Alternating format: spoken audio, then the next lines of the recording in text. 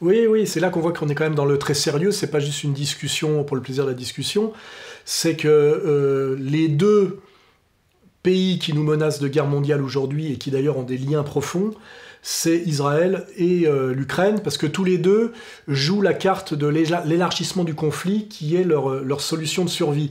On voit bien qu'Israël, par la manière dont ils ont attaqué le Liban, alors que le Hezbollah la joue plutôt calme, par la manière dont ils poussent les Américains à intervenir, essayent de s'en sortir par l'élargissement et un conflit généralisé, qui pourrait être le démarrage de la Troisième Guerre mondiale. Donc on est vraiment au-delà d'un conflit régional ou d'une simple histoire qui se résumerait à une bande de 40 km qui est Gaza. On est très très loin de la proposition attalienne de Jérusalem, capitale d'un monde unifié. C'est un joli lieu pour un gouvernement mondial. Là, on est plutôt dans Israël qui menace le monde de guerre mondiale.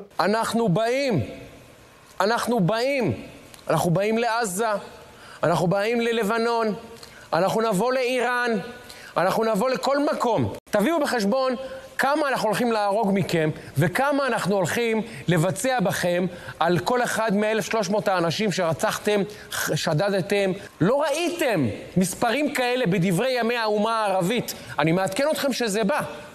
למקרה שאתם מבולבלים, אני מעדכן אתכם שזה בא. מספרים שלא דמיינתם שאפשר בכלל להגיע אליהם. ואנחנו מוכנים להיכנס לבידוד בינלאומי, ומוכנים להריב עם ארצות הברית, ומוכנים להריב עם כל העולם ואחותו. אז תחגגו ברשתות החברתיות, תעשו פרי פלסטיין, תעשו את כל המסכנות שלכם, ואנחנו נבוא להשמיד אתכם. להשמיד.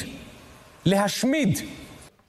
Et pareil avec l'Ukraine, on a des Ukrainiens qui ont déjà perdu la guerre, mais par l'OTAN et l'élargissement de l'OTAN, cette Ukraine en fait sert de foyer, par l'élargissement d'un conflit, aussi à une guerre mondiale qui pourrait démarrer de là, quand on se rappelle effectivement que notre président minoritaire Macron nous dit qu'on ne peut pas laisser la Russie gagner. Le plus grand risque, à mes yeux, est la guerre d'agression russe en Ukraine.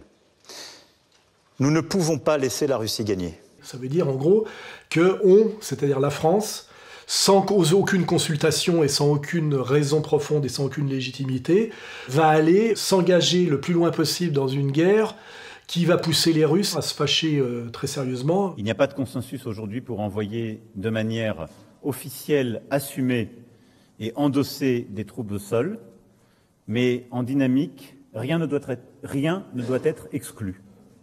Nous ferons tout ce qu'il faut pour que la Russie ne puisse pas gagner cette guerre.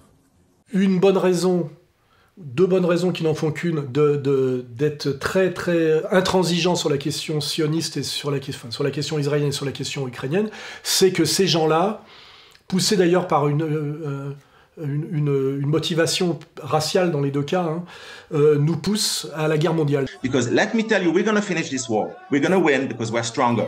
After this, Russia will pay the price. Believe me, Russia will pay the price. Russia is supporting the enemies of Israel. Russia is supporting Nazi people who want to commit genocide on us, and just Russia will pay the price. We're not forgetting what you are doing. We're not forgetting. We will come. We will make sure that Ukraine wins. We will make sure that you pay the price for what you have done. You as Russia. My people is being slaughtered by your proxies, and you will pay the price. Is it clear? Donc il va falloir que ce soit les Israéliens au pouvoir et les Ukrainiens au pouvoir, mettre ces gens-là hors d'état de nuire assez rapidement, parce que c'est plus du débat d'idées ou des petites tracasseries.